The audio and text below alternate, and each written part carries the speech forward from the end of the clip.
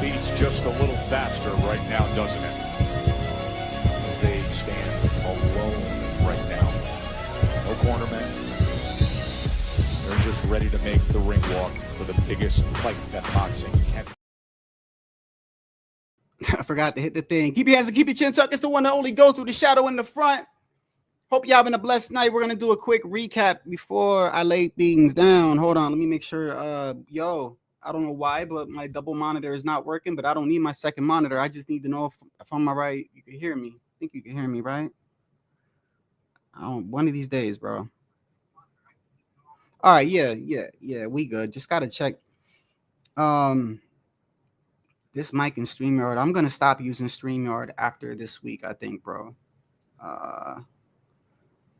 Be fine, microphone connected, dual speakers connected, second monitor connected. Okay, everything is connected. All right, everything is connected. We should be good. Okay, keep your hands and keep your chin tucked. It's the one that only goes with the shadow in the front. Hope you're having a blessed night. I'm gonna do a quick recap today of basically the weekend. And we had some good fights this weekend. This weekend was one of those weekends where, wait, it's kind of dark.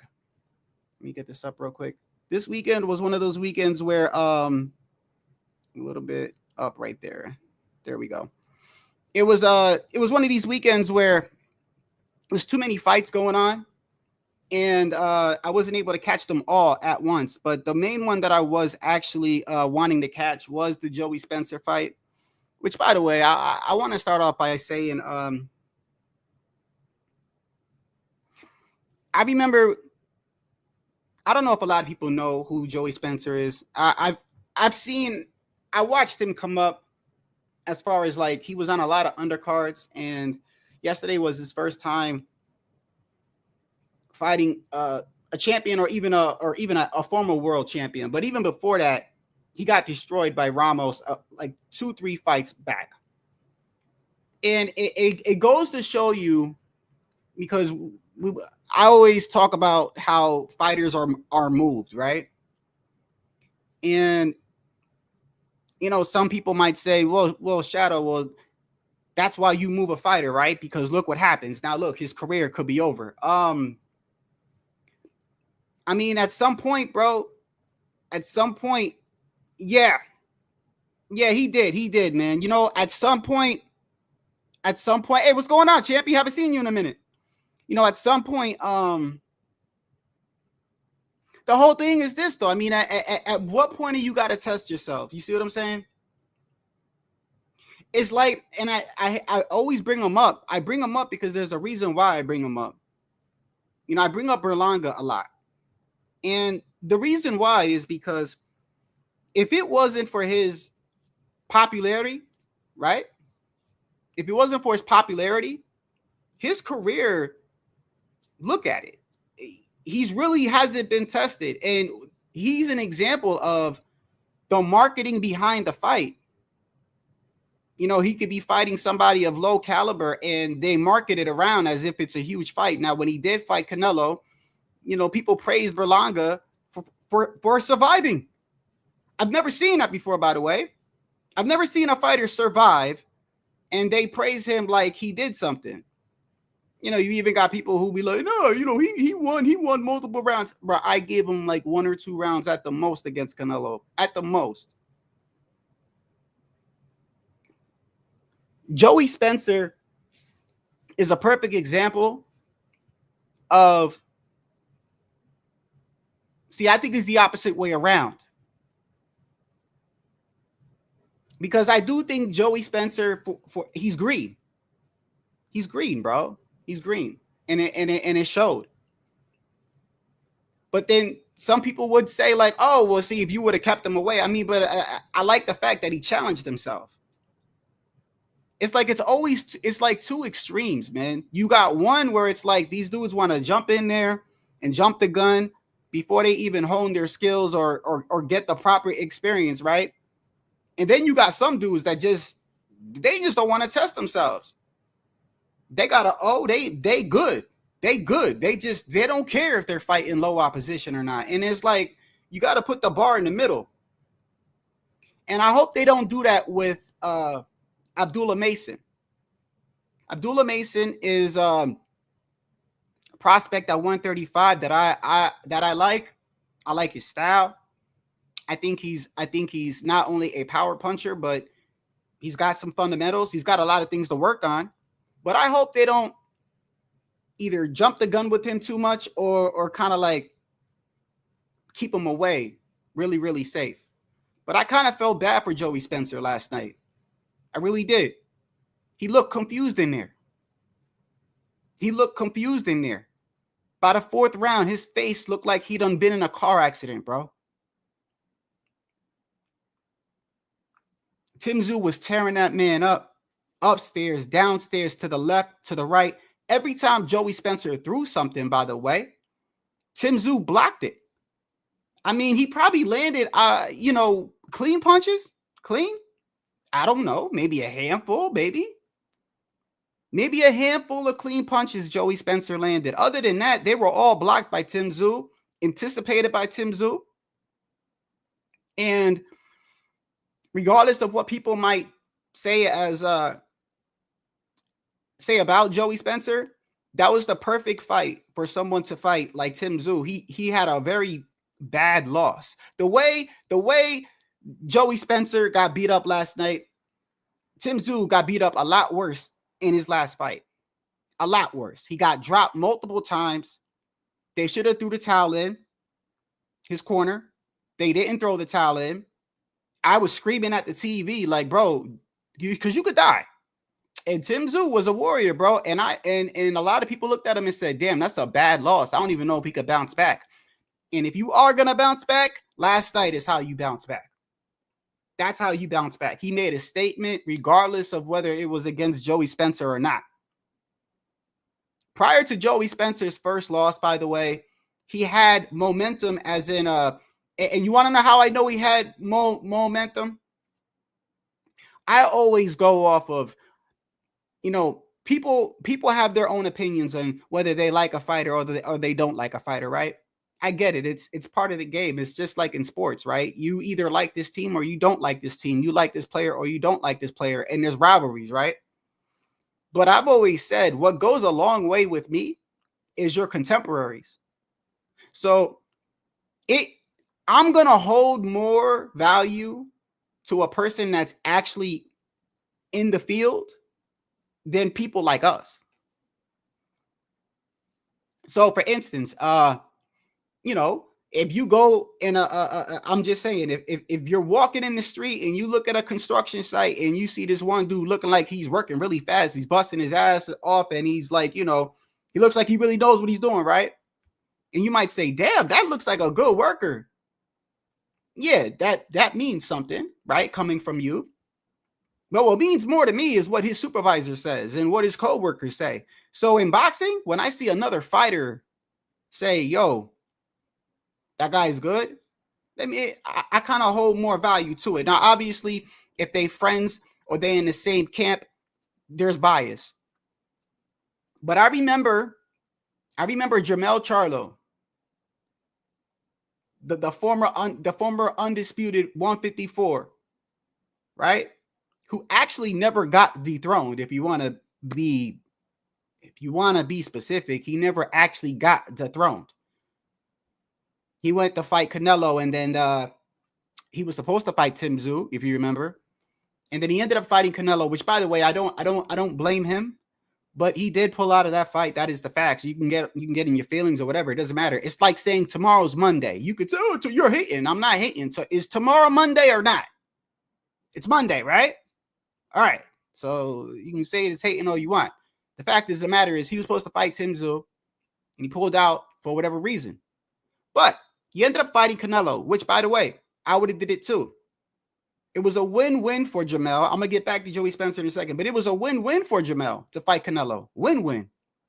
You're undisputed at 154, right? You have all the belts. You got all these people gunning for you. In every say now, when you undisputed, that means you the king of 4 sanctioning bodies, bro.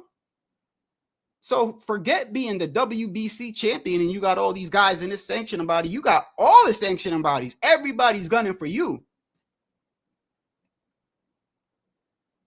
So then you got Canelo, who, come on, everybody wants to fight Canelo.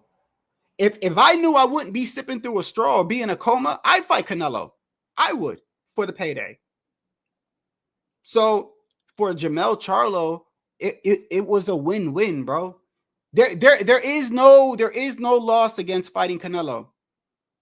He was at 154. Canelo was at 168. Canelo didn't even want to fight him. He was supposed to fight his twin brother, but couldn't due to the fact that his brother was suffering from alcoholism and getting arrested left and right.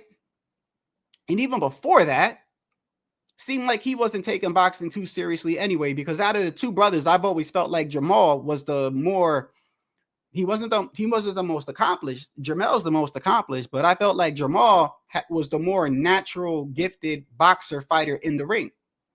If that means anything. But he could, his brother couldn't fight.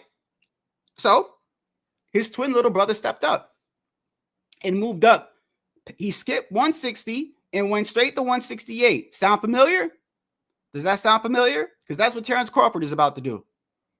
But he skips 160, goes straight to 168, fights Canelo, and gets in there. And before that fight, I remember so many people like, yeah. Y'all see?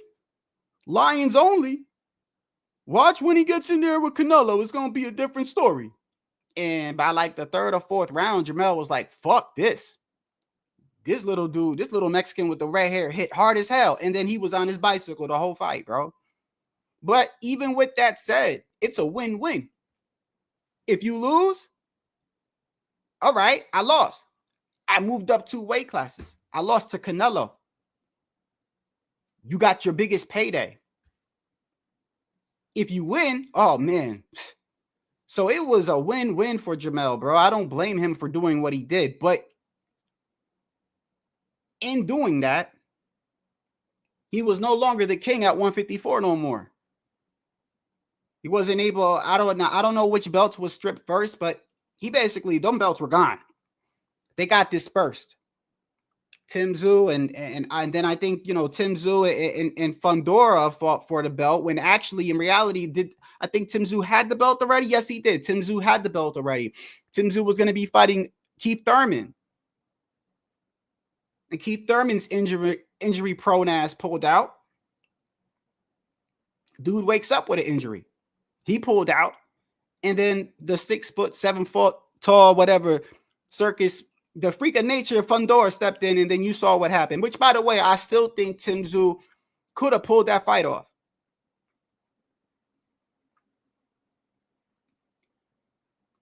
But going back to how he bounced back yesterday, he bounced back, bro. That's the way to bounce back. I don't give a fuck about your opposition. You could only do with what you do in the ring. And like I said, getting back to Joey Spencer, there was a time before he fought Ramos. The reason why I brought up Jermell Charlo, because he was undisputed at one time, right? At 154. I remember when he was doing commentary and watching one of Joey Spencer's fights before he fought Ramos. And he said, yo, that kid's a threat coming up. He's in my division. So you got the champ of the whole damn division, the dude, the king, saying, yo, I see this kid. He young and I might have to, I might have to fuck him up someday. It didn't get to that point because a couple fights later, Joey Spencer fights Ramos and gets demolished. Then he fights 3 more fights, which I don't even know if they were televised or not, because I don't remember. But then he gets a shot against Tim Tszyu, even though it was a non-title match. It meant a lot because Tim Tszyu was the first former champion or champion that Joey Spencer had ever been in the ring with to begin with. And it showed last night, bro. In 4 rounds, that kid got dismantled. I felt bad for him, bro. He looked confused. Can't blame his corner. Watched it again. His corner gave him good advice. Sat down, was like, hey, are you good? And Joey, for the most part, I think Joey had a good game plan. With what he had and the skills that he has and the experience that he has, that's probably the best game plan you could have had. What else was he supposed to do? He looked at Tim Tszyu's last fight, and he saw that Tim Tszyu in his last fight. See, there's two types of Tim Tszyu's, by the way. And I've already, and people are still shitting on Tim Tszyu, bro. I noticed that. People still shit on this man, but you know what? This man don't duck no smoke. All right. He don't duck no smoke, and the dude's exciting, and he will fight you, bro. What more can you ask for out of a fighter these days? Ducks no smoke, bro. For a what? How tall is Fundora, bro? How tall is Fundora? Like 7 foot? I've never seen nobody that tall in 154 in my life.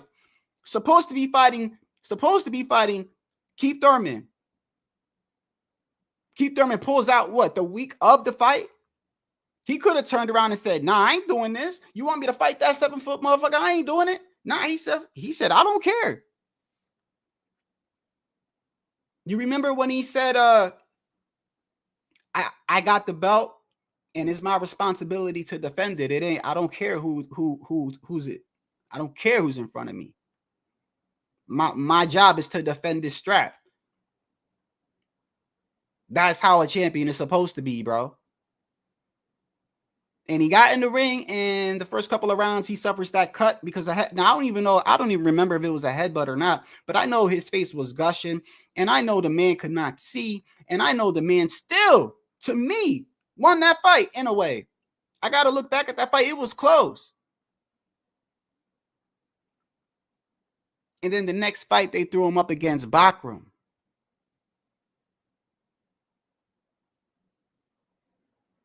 And that dude, from round one, you saw what happened. Tim Tszyu tried to rush forward and got caught. And the moment he got caught, it was a wrap. And even in him getting caught, by the way, he still impressed me. He was willing to die in there, bro.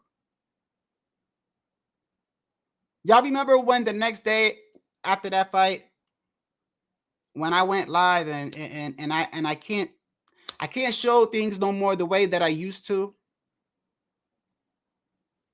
because YouTube is real funny.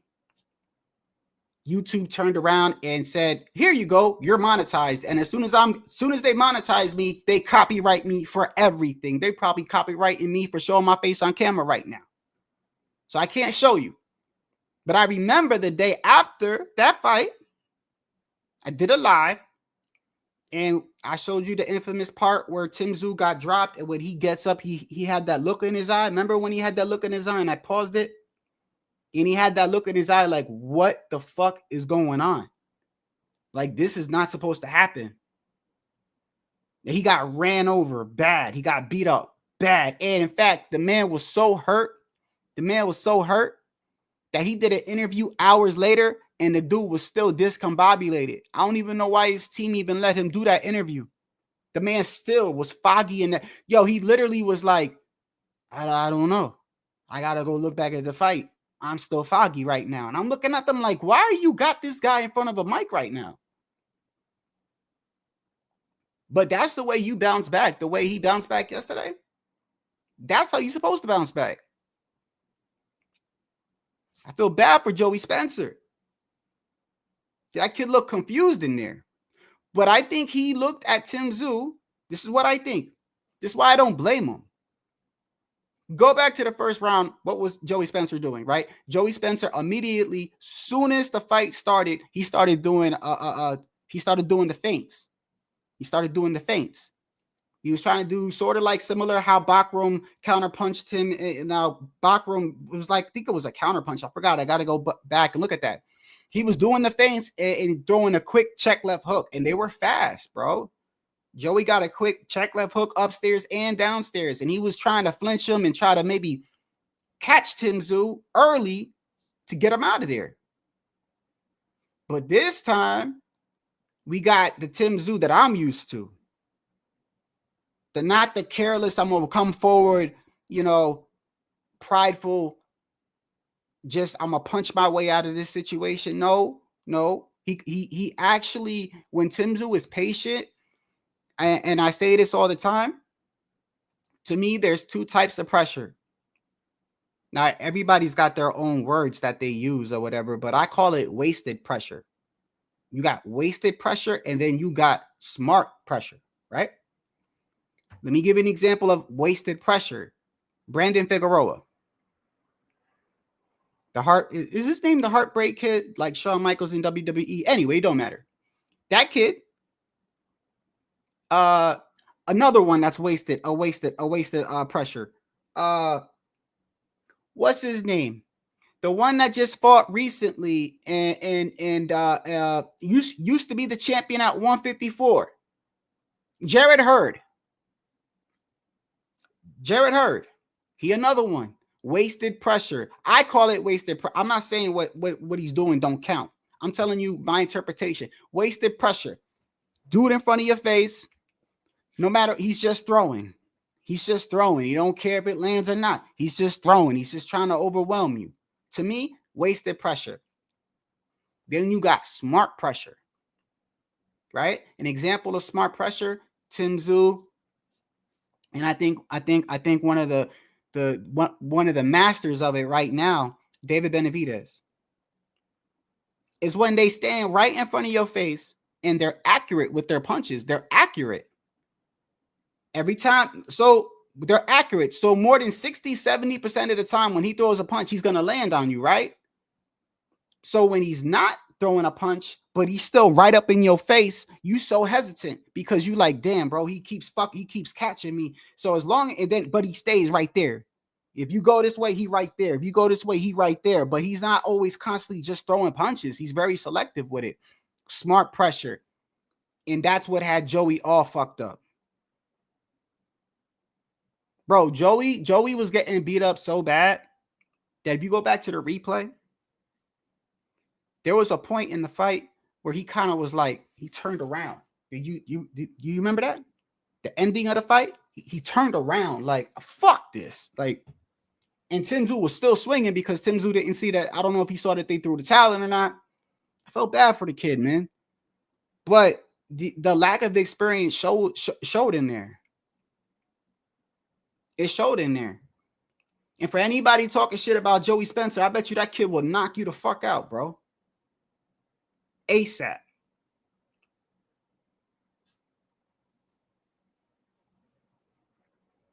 I feel like a lot of these dudes, man, I get it. They got channels. I get it. They want clicks and views, but I don't know. I love boxing, but I also respect boxing. Like, I know, I say this all the time. I know them dudes ranked in the 30s, the 40s, the 50s will beat the fuck out of me. How I look calling them, you know, I might say low opposition. There's levels to this. Yeah, I said Berlanga fought nobodies. Yeah, they kind of did. They kind of are nobodies, are they not? I mean, do you know any of them? I don't know any of them. That's what I mean by nobodies. I don't mean like I'll beat the fuck out them.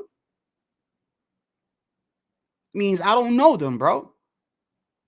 And just because I don't know them doesn't mean they're not good. I'm just saying, there's a handful of fighters I don't know and I've never seen, but they could still be very good. But damn, bro, when 99.9% of your resume, I don't know who they are, and I've been watching boxing since I was a kid. I mean, that means something, bro. To me, it does.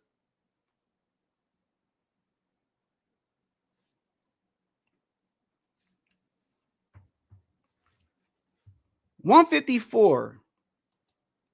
I was planning on doing a live later on this week, bro. But 154 has been...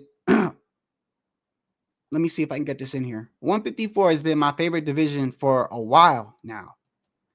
And it's even better now because we got fighters that keep sort of like migrating to them. And by the way, the fight that's coming up next week, the unification match between Jaron Ennis Boots and Stanionis, I do believe that the loser is going to move up to 154.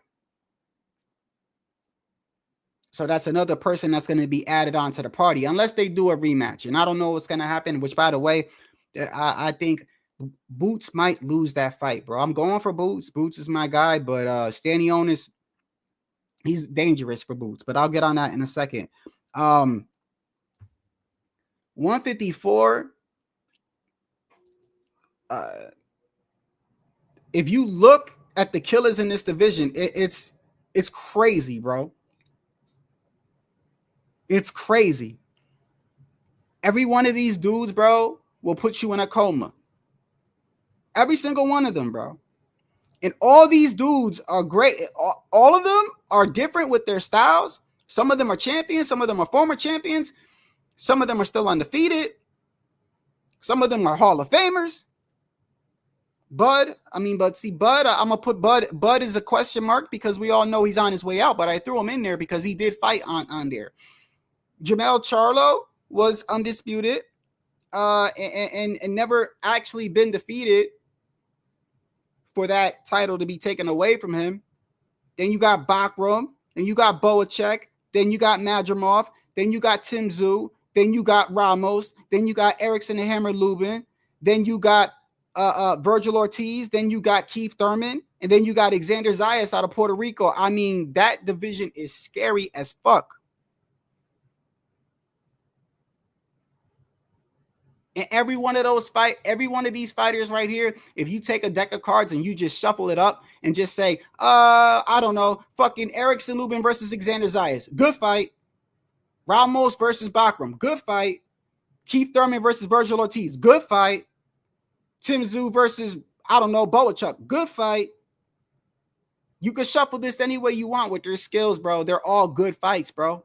Every single one of these fights. The matter of fact, can any of y'all pick one fighter that'll go against the other and you're going to think it's not going to be a good fight? The only one I might actually say, and even that is a little bit, is Madrimov, because I think Madrimov got exposed by Virgil Ortiz. I know he said he's hurt. He's injured, right? Is that what he said? That's what they all say. That's what they all. I'm injured right now, actually. I'm doing this podcast with an injury. I'm injured right now. I mean, no, for real. He might have been injured. But even with him, exciting. But this is by far my favorite division, by far. As long as these guys are in there, bro, we got exciting fights to come. Virgil Ortiz over there in the top right, that guy, I mean, he's probably the only one where, and I know people are going to disagree with me, but he's probably the only one. We were talking about it yesterday. I might think he might need a little light touch about now. Just to give him, because that motherfucker looking for everything. He looking to fight everybody at any time. He fucking pulled Jerron in his boots card. I believe he'll fight I think a lot of these guys will fight each other on there. My guy, Erickson Hammer Lubin, a lot of people forget that him and Ramos, by the way, have been in this division. I think Jamel, right? Jamel, Bakram, right? Let me see. Jamel, Bakram, Ramos. I'm not so sure about Boacek, but they've been in this division longer, right? If we look, Xander Zayas moved up. Keith Thurman moved up. Virgil Ortiz moved up. Fundora moved up. Wasn't Fundora 147? Yeah. Wasn't Tyszu 147? I think so.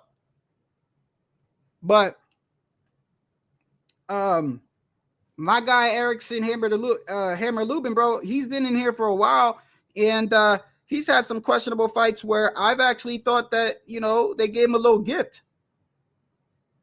And I'm straight honest because I like the kid. I'm just straight honest. In fact, out of all the people, in my personal opinion, out of everybody on this screen, if I was to put in order, even though I like Erickson Lubin, he's probably on the bottom. I might have Madrimov under him.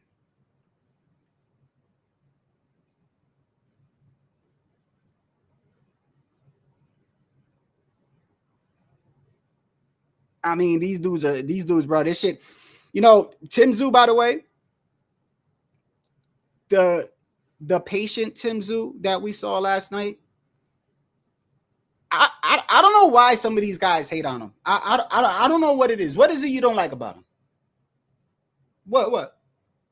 I mean, I get it, right? It's all about It's all about personal opinions, right? But what is it you don't like about him? What? Can't be that he's Australian, right? I mean, come on, we way past the racial shit, right? So what is it? What is it you don't like about him? I think when he's patient like that, hard to beat. Hard to beat, bro. I know people look at Tyszu and they look at that ass whooping and they go, "Oh man, no man, he's not that good. Told you he wasn't that good." Yeah, he fought an undefeated champion, bro. Like I said, this a toss up with any one of these motherfucking guys, bro. Just because one lose don't mean shit. All these dudes are top tier, bro. Every single one of them. You expect one to lose, right? If they fight each other.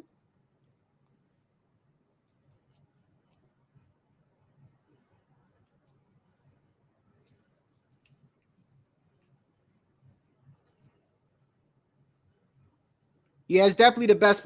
I mean, well, that's a personal opinion. You know, I've always liked 154. You know, it used to be, of course, 135 when it was Ryan, Tank, T.O., Devin, when they were all undefeated, right? That was my favorite division, right? Followed by 147. You know, when they had, you know, when Keith Thurman was still there, Pacquiao was still there, Terrence Crawford was still there, Errol Spence was still there, Danny Garcia was still there, Sean Porter was still there, right? That was probably after that. But when time passed and these dudes all moved up and everything got shuffled around, 154 clearly became my favorite division.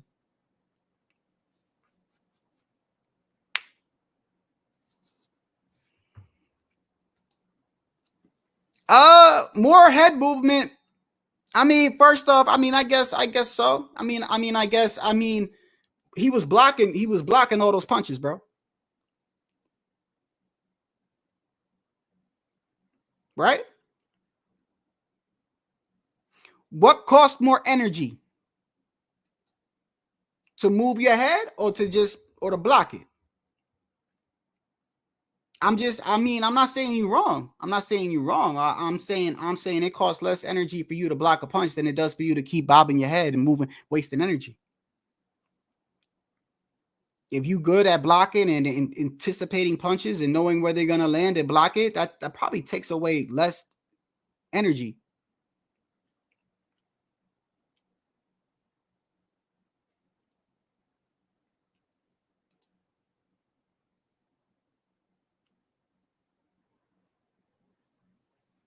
I was just talking about him when I first started my live. What do you mean you don't think he's the next African superstar? Well, you just mean black, right? Because he's really not. I don't know. Is he from Africa? I know he's from America, but you just mean like black superstar. I don't. You know, I don't look at it as black, Latino, whatever. I just look at it as the next good fighter. Yeah, I like what I see with the kid. I like what but the kid's got a lot of flaws, bro. But you expect that. But you know what I like about it though? I like the fact that we get to see early his flaws. And I like the fact that when you do see him get dropped the way he did, he got back up and he got dropped again in the same round, right? And he got back up and what did he do? He knocked the other dude out, right? So I'd rather see that and know he's got flaws, but he could overcome it than for him to keep being protected in fights and then he never gets hurt, he never gets hit because he's fighting all these guys he's destroying in less than 2 rounds, and then we never see him get hurt, we never see him get touched, we never see him go through adversity. I'd rather him get clipped. I liked what I saw when he got clipped. Remember when Ryan Garcia got dropped by Luke Campbell? And that was a bad knockdown. Was it not a bad knockdown? That was a bad knockdown. In fact, I would venture to say that maybe 70% of the fighters that would have got dropped the way that Luke Campbell dropped Ryan probably would have not got up. That was a clear knockdown. And what did Ryan do? He got up. And not only did he get up, what did he? As soon as the ref said go, he started going forward. He started backing Luke Campbell up. He had Luke Campbell like, oh shit. Like, I like fighters that do that, by the way. Virgil Ortiz, my favorite fighter of all time. Of course, y'all know Tito Trinidad used to knock you knocked him down. It was like you done fucked up. It's like you done fucked up now. But I like Abdullah Mason. There's nothing that I don't. Another one that people don't like, but how can, in my opinion, how can you not? I mean, I'm not talking about character, right? I'm not talking about character. And what's so funny is that, of course, everybody can pick apart anything. We could all do that. All right. We're all knowledgeable enough. Some of us are knowledgeable enough. We could pick apart everybody's resume. We could pick apart people's styles. We could pick apart all their mistakes as if we don't know that they're not human, right? But Keyshawn Davis has accomplished more than Gervonta Tank Davis. Keyshawn, hold on.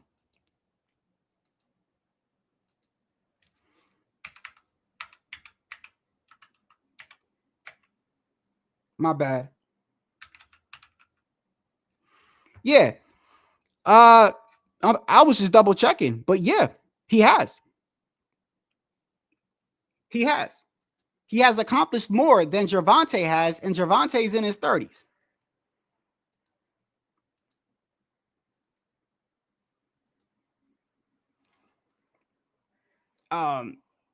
And you know what do people say? Oh, he's a weight bully. He's this and that. Okay, but at least you know, he's fighting and he's beating champions. He's got a belt now, right? I don't like it. And you know, the only thing I could say to people is the people that are fair, right? Just call out what needs to be called out, and then, you know, just be fair. Just be fair. I like Teofimo Lopez, but I'm fair when it comes to him. I don't act like I don't see shit, right? I don't act like with Keyshawn, like I'm gonna ignore the fact that he looks at Shakur Stevenson as his brother and like he won't fight him. What do you mean you won't fight him? He's in the same division as you and he has a belt, bro.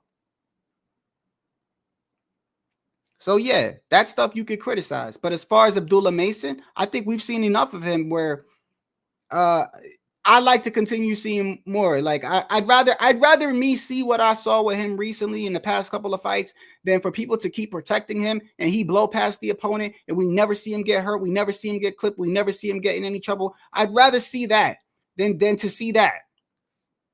And like I said, I'm gonna bring it up again. Yo, I bring up Berlanga a lot because Berlanga is a prime example, bro. They threw 15 nobodies at him, and of course he's gonna get him out of there in under a minute. What did he have? 15, 16 straight knockouts? What was Berlanga's streak? His remarkable streak everyone likes to talk about, right? What was it? 16 first round knockouts, right? How many of those 16 people do you know? Right? I'd rather see a prospect challenged and overcome his challenges than to be protected, because you know what's going to end up happening, right? You keep sheltering this fighter and you keep putting up against low level opposition where he's blowing these dudes out the water, and then he starts going up the ladder, right? But he's being protected the whole time. And what happens the very first time he fights somebody that's of or close to his caliber? He gets demolished, bro. Straight demolished. Looks like he shouldn't even be in there. Then what's everybody gonna do then, right? What does everybody do? Oh, he's overrated. I told you he's a bum, right? Then you start getting that, right? And you already know you damned if you do, you damned if you do on the internet. That's number one. That's number one. You damned if you do, you damned if you don't. And a lot of these guys have that what do you call it? The Gen Z personality where, you know, to them it's more like how everything looks. You know, that's what's more important. I'm undefeated. That's what's more important. But you ever notice that once they lose, have you ever noticed that once a fighter loses, now he's like free smoke? Now he's ready to fight everybody. Now he's ready to fight you, your mom, your sister, the cousin in the back. He's ready to fight everybody. But just like just a couple weeks ago, the dude was like, I don't know. That ain't the right amount of money. I don't know. I have an injury. Now all of a sudden he's ready to fight 3 people in the same night. Because he got rid of that. Oh, right. I don't have that much criticism against Abdullah Mason. I know some do. And you got to remember too. You got to remember. All right. I shouldn't have to tell you this. But sometimes I remind people. you already know that the YTBC, the YouTube boxing community, as they put it, let's just say YouTube. There's a place for everything on here. Boxing, football, knitting, crochet, outdoors, sports, relationships, money, coaches, whatever, health. There's a place for everything on YouTube. ASMR, movie trailers, whatever, movie reviews, whatever. Just bullshitting. Just hitting live, being just bullshitting. There's a place for it all, right? So you know that no matter what you say about a fighter, there's going to be another channel that's going to say the opposite, okay? Either because they don't think like you or they have ulterior motives. Like I said, I've gotten to a point now where there are certain outlets that I watch for entertainment purposes. There's like different type of channels that I watch. Some I watch because I value their insight. I value what they say. Even though I don't agree with them, I value what they say. I look at it like a colleague or something like that, right? Then there's some I watch where I do not watch for that. I watch to get a good laugh. It's funny. The dude's funny. And I mean that in a funny way, like in a good way. I wouldn't watch you if I didn't like you, you know what I mean? Or if I didn't like the content, I really watch it. It's a joke. Like, it's some good shit to burn time. Like, I'm on a break right now. Yo, this is next 10 minutes is golden for me. So there's a place for everything. So, but when I bring up Tim Zudo, I'm not talking about the people that go at certain. At the end of the day, let me give you an example. You have like what they call, what do we used to call them? Like Errol Spence channels, right? You don't see them anymore, right? All right. But when they were around, right? When the subject of Terrence Crawford would come up, were you surprised the stuff they would say about Terrence Crawford? No, you're not. Because that's like his nemesis at the time, right? Sort of like Ryan Garcia, right? If this channel is all Ryan Garcia, right? What do you think's going to happen when somebody's like Devin Haney, Teofimo Lopez, Tank, right? That is probably you're going to get pushback on that, right? So I'm not talking about the people that are like, because at the end of the day, everybody's got their favorites, bro. Everyone's got their favorites.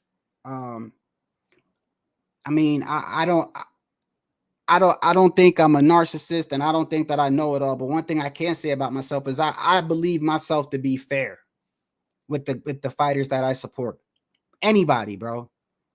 I don't take a person's accomplishments and shit on it and throw it in the toilet, bro. Regardless whether I like you or not. Because it makes me, first off, it's insulting to me. Like taking my knowledge, right? If you do a lot of shit and you are, let's say you're a Hall of Famer, you're damn near a Hall of Famer, right? It's insulting to my fucking intelligence for me to sit there and make it act like you're not a Hall of Famer because I don't like you. It's kind of immature. I don't have to like you for me to say, yeah, bro, you damn near a Hall of Famer. It's called being a fucking adult, which, you know, it's kind of hard these days. But I think 154 is the best division right now, and it's even better. It's even better because of Turkey. You know, Turkey's got good and bad, right? Better for the people that don't like Turkey, better value it now. It ain't always going to be there. And that's why I actually understand what some people are talking about when it comes to Turkey. I may not agree with everything that they say, but let's talk about the reality here when it comes to this man. Right now, this man is able to make fights happen that we probably wouldn't see. Right? We probably wouldn't see. Why? Well, because, I don't know, the two guys are with a different promoter, or they're with a different stable, or one promoter maybe doesn't low key want his fighter to fight him, or maybe the promoter doesn't want to pay that money. Regardless of whatever the issues may be, right? This man is willing to say no, right? When he's good, when he's the heaven turkey alashiki, when he's got the infinite bankroll, he's like, yeah, I'll pay for everything. Don't worry about it. I'll pay for everything. Yeah, all you got to do is tell your fighter to show up. I'll pay for everything. But then you got the other side of him. You got the other side. And that side is, well, you can't say nothing when he says, I'll do whatever the fuck I want to do. And do crazy shit like inducting himself into the what it wasn't the Hall of Fame, was it? Was it the Hall of Fame?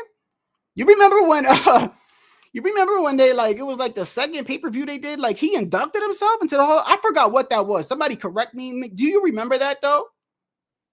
That's like Vince McMahon inducting himself. It's like the boss, right? The boss saying, you know what? Everybody stop working. Oh man, I'd like to congratulate myself. You know what I mean? That's some narcissistic shit, bro. But anyway, you can't say nothing when he does that. And when he says, oh, I want to see this guy fight this guy. I want to see this guy move up 3 weight classes, right? And you're like, why would I want to see that? Well, because I can. Because I got infinite money. And I can make this guy who at one time said, I will never fight that guy. That guy's like 20 pounds higher than me. I got enough money for him to say, man, I'll slap that motherfucker in his face on Friday. Where do you want me to be? Because that's what we're seeing with some of the shit that because of his money. Now, when this guy leaves, bro, then it's going to go, everything's going to halt. It's like the money train is going to stop.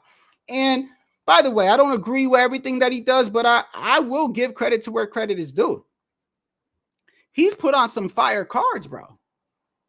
He's put on some good cards. It may not have been the textbook, this fighter, like if we were to follow the say, I mean, we can't even bring up the rankings, right? Because we all know we can't even trust the rankings and the sanctioning bodies to begin with, right?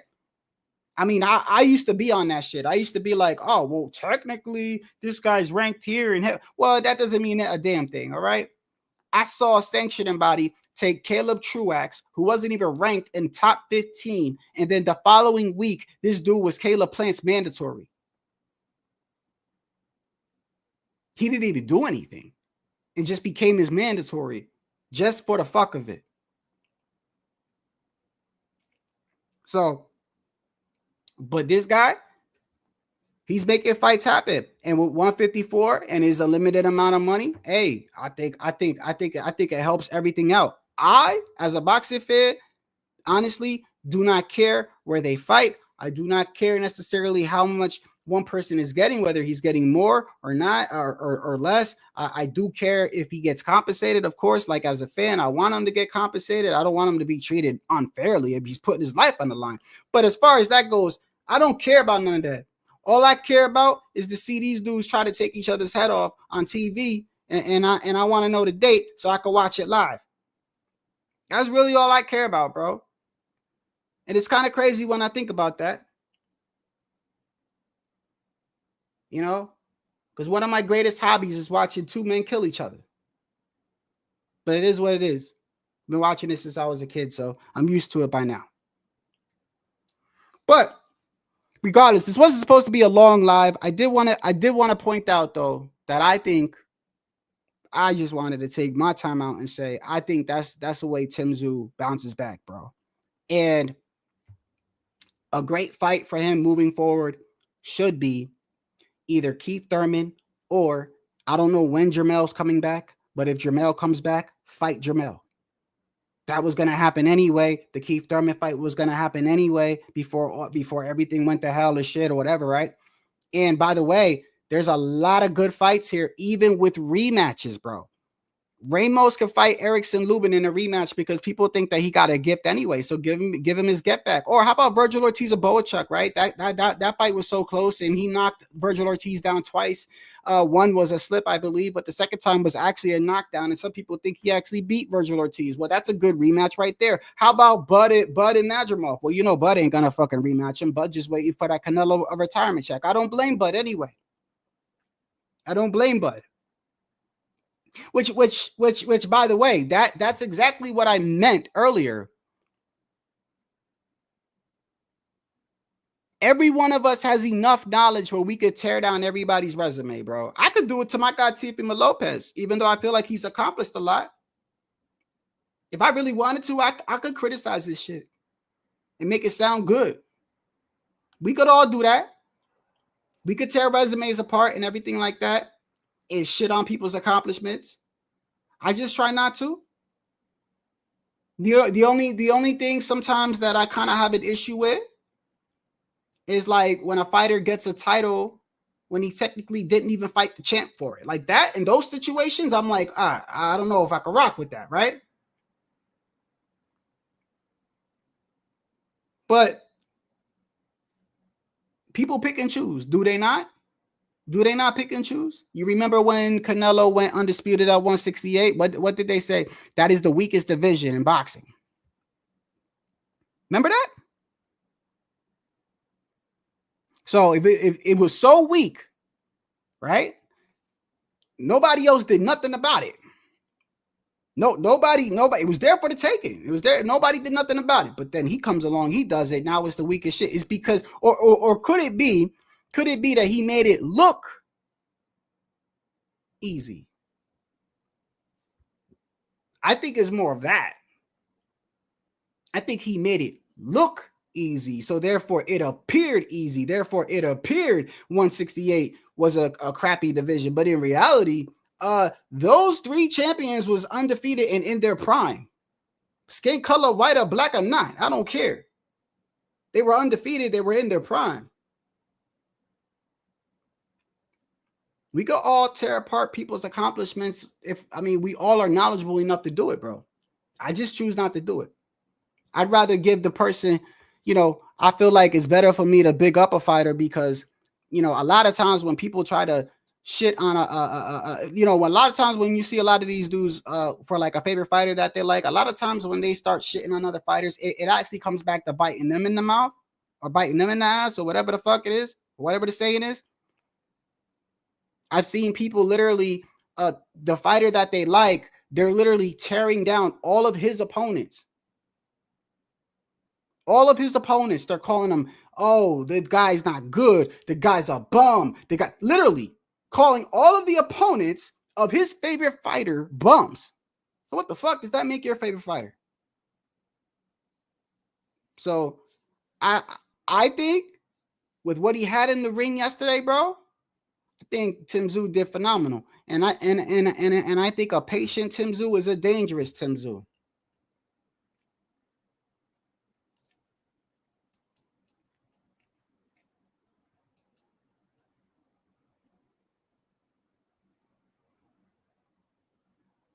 Right. And just remember, bro, just remember anything can happen with Canelo. I know you don't think that, and I know the possibilities are low, but just remember anything can happen. A lot of people, now, of course, Bivol is Bivol, but remember, a majority of people didn't even know who the hell Bivol was. Only a handful of us hardcores were like, no, that dude is good. He's gifted. This is boxing, bro. Anything can happen. But I like the fact that he's continuing to move on with his fight, not just waiting. Like, I'm just going to wait for September for the Crawford fight. No, I don't want anything else. Nope. Don't want nothing else. I'm going to sit right here. I just want to collect my check on Friday. No, I don't want no side job, nothing. I don't want nothing. You see, there's a huge difference in that, right? He's like, oh, I got to fight when? In December? Shit, I can get one or two in before then. I like that attitude. Ain't nothing wrong with the other attitude either. Mind you, they getting in the ring. They're all warriors in my eyes. It's just you can see the character. You can see the character in a person's the way a person is by just without them even speaking, bro. Their actions say a lot. The actions say a lot. If you're really confident in yourself, right, then, you know, then it's a given. The fight gonna happen no matter who I fight in between. Makes you think, like, are people really that confident or not?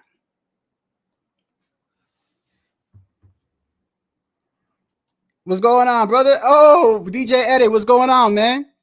Yeah, your brother was here yesterday, bro. It's good seeing you, my guy. He said, fuck. Oh, man, it's going to be fucking me up from now on, bro. These dudes know me and shit. But look, man, hey, you caught me on the end of my stream, bro. Oh, by the way, before I get off, Boots and Stanionis will be, which I will be doing a live on it. I got to find out what day it is. But let's not forget, you know, I really would appreciate if people start talking about this fight more, because we need to put more eyes on this fight. I believe it's on April 12th in Atlantic City, New Jersey. Boots versus Stanionis unification match, both undefeated. I do believe the loser will end up going to 154.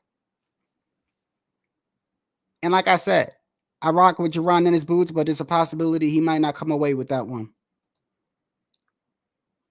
Man, love to you too, bro. I appreciate y'all. Thanks for tuning in. Y'all have a blessed rest of your weekend.